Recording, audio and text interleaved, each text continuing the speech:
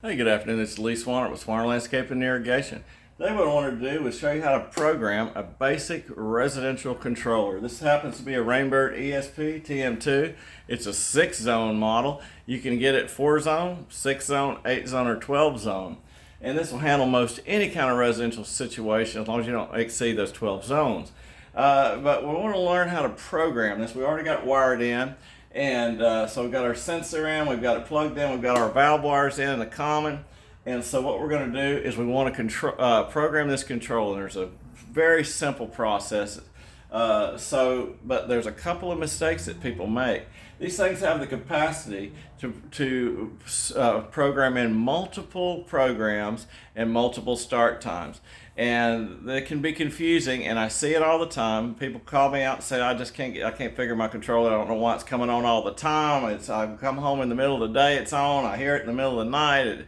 And there's a reason for that. And it's a very simple mistake. I even make these same mistakes, and I've been doing this for a long time. So first thing is we want to know is we're going to turn this dial in order to get started. We're going to program it our day and time. And when you turn it to the date and time field here, it's going to come up there. It's going to be blinking at the field that you can adjust. And you're going to adjust that by either adding to it or subtracting from it. So today is April the 8th, okay? And today it's flashing 8, so that's right. But if it wasn't, I would plus to 9 or minus to 7, okay? But we're going to keep it at 8 because that's the correct day. And then we're going to arrow over in order to get to the next field, and that's going to be the month. And we up or down to make that right. So there's 12 possibilities, January through December, right? And so plus for May or minus for March. Go back to April. Now we're going to go over. We're going to arrow over to the year. It's the 24th.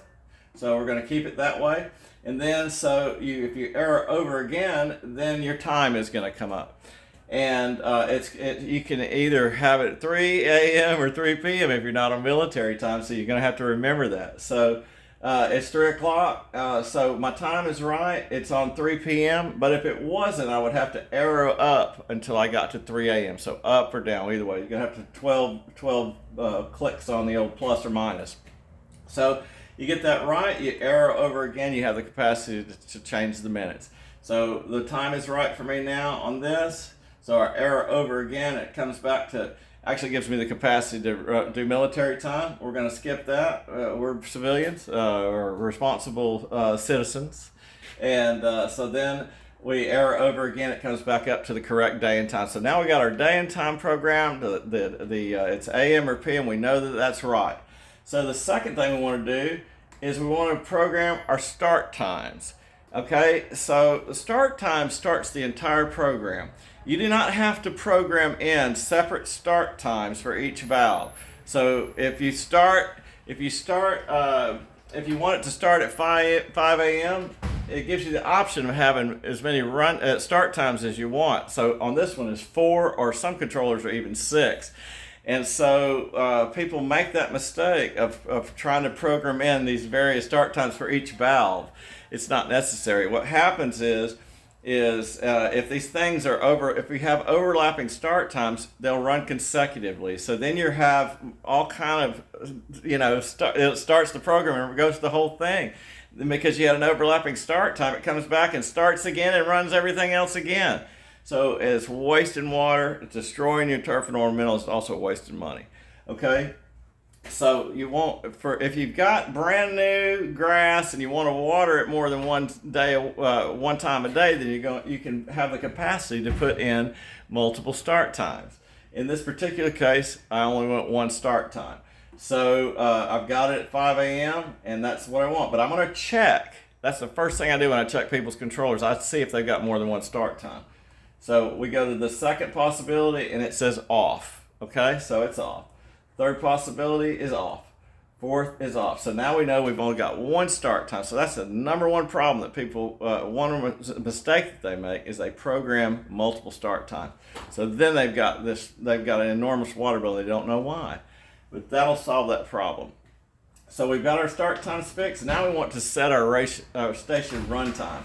This particular system It's got, right now I've got 4. I'm adding a couple valves today, but we've got 4 valves. So each one, so you're going to come up, it's going to say station 1. That's a valve.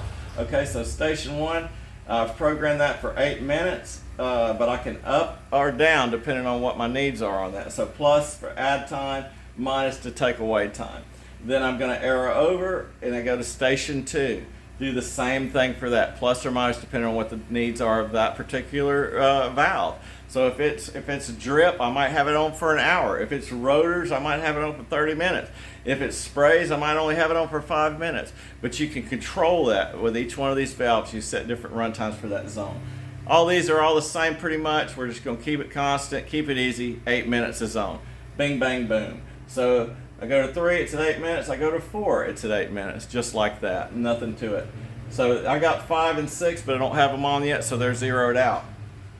Okay, so when you go back to 1, then you're going to scroll down here, turn your dial down to water days. And when you turn it to water days, it automatically comes up with a Monday flashing.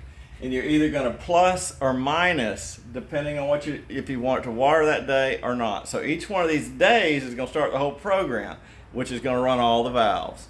Okay, so I want to water Monday, Wednesday, Friday. It's simple, just like this. So all I have to do is plus, and when you plus in, it gives yes to that day. It automatically goes to the next field, which is Tuesday. So I don't want it to water on Tuesday. So all I have to do is go plus, minus, plus, minus, plus, minus, minus, just like that. Okay, so now I'm watering Monday, Wednesday, and Friday. It's not watering on Tuesday, Thursday, Saturday, Sunday. And then we have, you turn to sensor and you can see that I've got it wired incorrectly. It's showing that it's active. But here's a real interesting and a convenient setting for this ESP-TM2. It's also available on most Hunter controllers and most all Rainbird controllers. It's a seasonal adjustment. So what that seasonal adjustment allows me to do is say I set, right now it's springtime. It's my baseline. So I set all my valve run times. Instead of me having to go in and change all my valve run times individually, I can change them globally by some percent. And that's what that seasonal adjustment is for. So I've got my baseline is right now it's 100%. So say my valves are all 10 minutes and we get into the summer, I want to increase, I want to change them to 12 minutes or to 15 minutes. I can change them globally by adding value to that 100%. So if I wanted to increase it to 150%, which would be 15 minutes a zone, I could press that until I get to 150. Okay, if I wanted it to be 12%, another 12%, I could go to 120 or 20%, not 12. God, I make mistakes too. See, that's the thing. You have to be careful with this. And then, so I'm gonna get it back to 100%. So that's my baseline. But here's an interesting thing about these controllers, Hunter controllers, Rainbird controllers for sure. If I wanted to have a separate program, if I wanted to say I just put in, just did the bed so my grass is already established, I could set a separate program that doesn't run the grass but runs all the new beds. So if I had new beds, I could go and I could change this from program A. I could press this button right here and go to program B. And then I would have to program in a start time for that, and then the valve times. But being careful to X out the valves that run the grass, but adding in the valves that run the turf or run the ornamentals. And so you can do that. You can have on this one, you can have 3 different programs.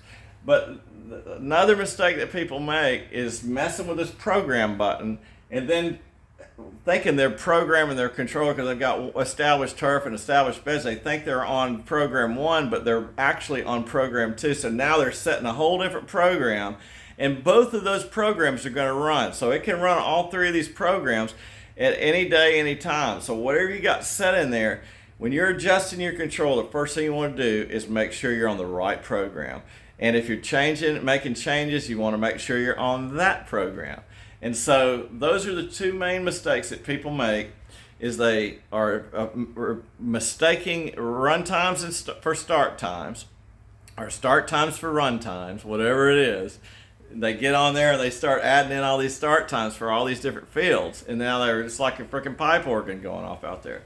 And the second mistake that they make is that they're programming the A program, and they're actually working on B or C. And so keep it simple. If you got established turf, you have one program, one start time. Run times handle the valves, and that's it. There's nothing to it. It's a very simple process. Irrigation is fun and easy, and if you don't make those two mistakes, you're not going to waste a bunch of money. You're not going to kill your turf and your plants. And I appreciate you tuning in. Thanks a lot.